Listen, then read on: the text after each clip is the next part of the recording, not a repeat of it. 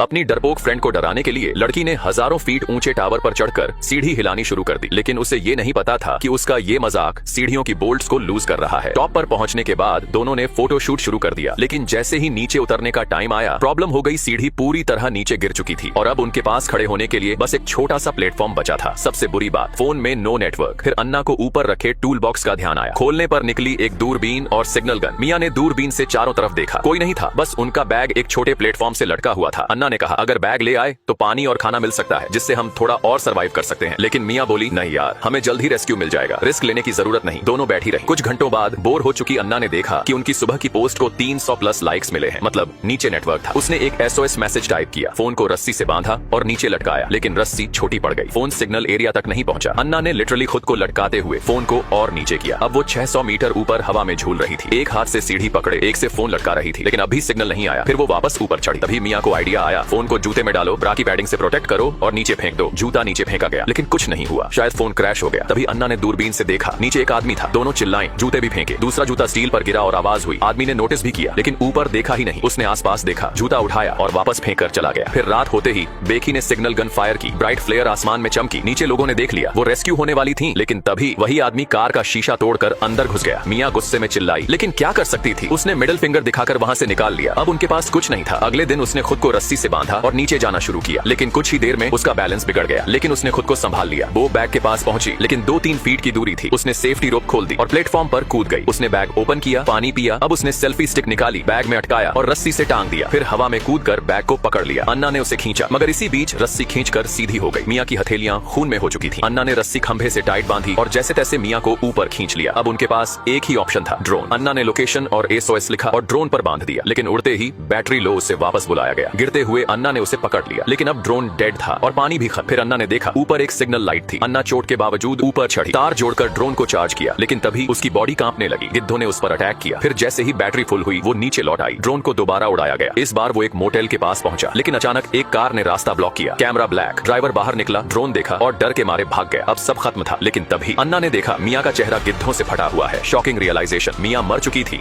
जब वो बैग लेने गई थी, तभी गिरकर मर गई थी। अब तक अन्ना सिर्फ उसे इमेजिन कर रही थी। डर, अकेलापन और भूख के बीच अन्ना ने आखिरी कोशिश की। उसने गिद्ध को पकड़कर मार डाला और उसका कच्चा मांस खा लिया। उसने नया प्लान बनाया। मियां के जूते में फोन रखा, SOS भेजा, फिर उसकी डेड बॉडी को नीचे गिरा दिया और इस बार मैसेज डिलीवर हो गया। रेस्क्यू टीम आ गई। अन्ना बच गई, लेकिन मियां की डेथ एक्सीडेंट नहीं थी, क्योंकि मियां ही थी जो उसके बॉयफ्रेंड के साथ अफेयर में थी। वो सब छुपाकर उसे टावर पर लेकर आई थी, लेकिन जब मियां बैग लेकर लौटी, अन्ना ने जानबूझकर सेफ्टी रोप छोड़ दी। और सबसे डार्क ट्विस्ट, मियां भी अन्ना को गिराना चाहती थी, लेकिन लास्ट मोमेंट पर उसका दिल पिघल गया। आप बताओ, ये रेस्क्यू था या रिवेंज? ये सर्वाइवल था या साजिश? अचानक लड़की ने देखा कि उसकी 400 किलो की बेस्ट फ्रेंड वाटर स्लाइड की तरफ बढ़ रही है। वहां मौजूद स्टाफ ने फौरन उसे रोकने की कोशिश की और साफ बताया कि स्लाइड सिर्फ 300 किलो तक का वेट झेल सकती है, लेकिन उसकी दोस्त ने इसे बिल्कुल हल्के में लिया, बल्कि गुस्से में आकर स्टाफ को डांटते हुए बोली, ये मोटे लोगों से भेदभाव है। वो स्लाइड के टॉप पर पहुंचकर तुरंत नीचे बैठ गई और बिना कुछ सोचे समझे खुद को नीचे फिसलने के लिए तैयार कर लिया। मजबूर होकर स्टाफ ने उसे स्लाइड से धक्का दिया, लेकिन उसका वजन बहुत ज्यादा था। इस वजह से स्लाइड से नीचे गिरने की उसकी स्पीड बुरी तरह तेज हो गई। उसकी रफ्तार इतनी बढ़ चुकी थी कि उसे सांस लेने में भी दिक्कत होने लगी। जैसे ही शाओमाई ने देखा कि उसकी फ्रेंड बिल्कुल रॉकेट जैसी स्पीड में स्लाइड से नीचे आ रही है, उसके चेहरे की मुस्कान एक पल में गायब हो गई। अब रोकना भी मुमकिन नहीं था। कुछ ही सेकंड में वो औरत स्लाइड से बाहर निकली और 3 मीटर दूर लकड़ी के प्लेटफॉर्म में जोर से टकराकर उसमें छेद कर दिया। दरअसल इसकी वजह यह थी कि पैदा होते ही उसके माता पिता ने उसे छोड़ दिया था और वो सीधे अनाथालय में पहुंच गई। वहीं उसकी मुलाकात हुई शाओमाई से। दोनों हर वक्त साथ रहते, इतना कि एक दिन बड़े से पेड़ के नीचे उन्होंने आपस में शादी तक कर ली। लेकिन ये खुशी ज्यादा दिन नहीं टिक पाई। एक दिन एक फैमिली शाओमाई को गोद लेने आ गए और फिर दोनों अलग हो गए। इसके बाद जैक बहुत दुखी रहने लगा। स्कूल में बच्चे उसे तंग करने लगे, लेकिन तभी उसकी जिंदगी में एंट्री हुई एक नई लड़की की। सुई हुआ। उसने जैक को परेशान कर रहे लड़कों को भगा दिया। उसे लगा ये बस एक बचपन की छोटी सी बात थी, पर सुई हुआ ने इसे बहुत सीरियस ले लिया। जैसे जैसे जैक बड़ा हुआ, उसे सुई हुआ के भाई की कंपनी में काम पर लगा दिया गया। ये कंपनी असल में लोन रिकवरी का काम करती थी, यानी जो लोग पैसा नहीं लौटाते उनसे जबरदस्ती वसूली की जाती। सुई हुआ के 3 भाई थे और तीनों लोकल गैंगस्टर टाइप थे, जिनसे कोई भी उलझना नहीं चाहता था। जैक को जब ये सब समझ आया, तब तक बहुत देर हो चुकी थी। वो कुछ कर भी नहीं सकता था। मजबूरी में उसे सुई हुआ से शादी करनी पड़ी। शादी के बाद जैक ने सोचा था कि अब जिंदगी थोड़ी शांत होगी, लेकिन एक दिन जब वो काम से घर लौटा तो उसने अपने कमरे से किसी मर्द की आवाज सुनी। दरवाजा खोलकर देखा तो उसकी बीवी और जिम ट्रेनर दोनों बिस्तर पर बिना कपड़ों के थे। जिम ट्रेनर बोला